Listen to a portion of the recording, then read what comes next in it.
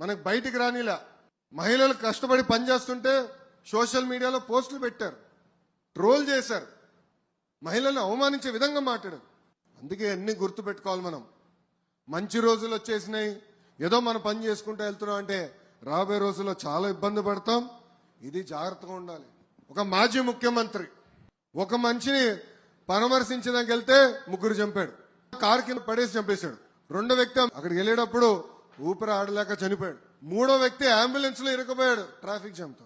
జన సమీకరణ మన చేయలేక కాదు, ప్రజలు ఇబ్బంది పడకూడదు, మన వల్ల ప్రజలు నష్టపోకూడదని మనం ఆలోచించాం. అరే ఒక కార్యకర్త కార్ కింద పడితే కనీసం దిగి చూసే మనసు లేదండి. ఆ కార్యకర్తను తీసుకుని రోడ్డు పక్కన పడేసి వెళ్ళిపోయారు. అదే కానీ దిగి చూసి హాస్పిటల్ పంపించుంటే ఆ వ్యక్తి ఈరోజు బతికే పరిస్థితి. ఆయన ఈరోజు ఎవరిని పరామర్శిస్తున్నాడు? బ్లేడ్ బ్యాచ్, గంజాయి బ్యాచ్.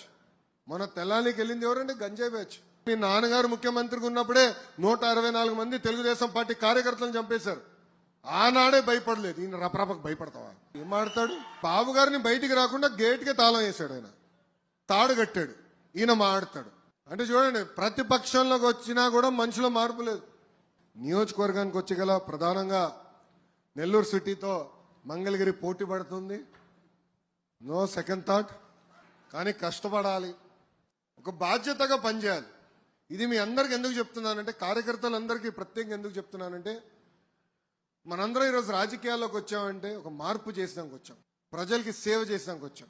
మన జీవిత ప్రయాణంలో మనం ఎంతో మందికి సహాయం చేసిన, ఒక అధికారంలో ఉన్నప్పుడు ఒక్క సంవత్సరంలో అన్ని పనులు చేయగలుగుతాం. అది ఒక పార్టీ గొప్పతనం, ఒక వ్యవస్థ గొప్పతనం. మై టీడీపీ యాప్ ఉంది. ఇప్పుడు మీరు చేస్తున్న ప్రతి కార్యక్రమం ఆ యాప్లో ఎంటర్ చేయాలి. దానికి కారణం కూడా ఒకటే, పనిచేసే వాళ్ళకి ఫోటోలు దిగే వాళ్ళ మధ్యన తేడా ఉండాలని మీరే పదే పదే నన్ను కోరారు. అందుకే తీసుకొచ్చాం. సో ఎవరైతే పని చేస్తారో వాళ్ళని గుర్తించడానికి తీసుకొచ్చాం. టెక్నాలజీతో మనందరం అనుసంధానం అవ్వాలి, నేర్చుకోవాలి. మీరు టెక్నాలజీ అందరూ బాగా వాడతారు కదా. సో పార్టీ నుంచి మీకు ఏం తెలియజేయాలని నేరుగా మై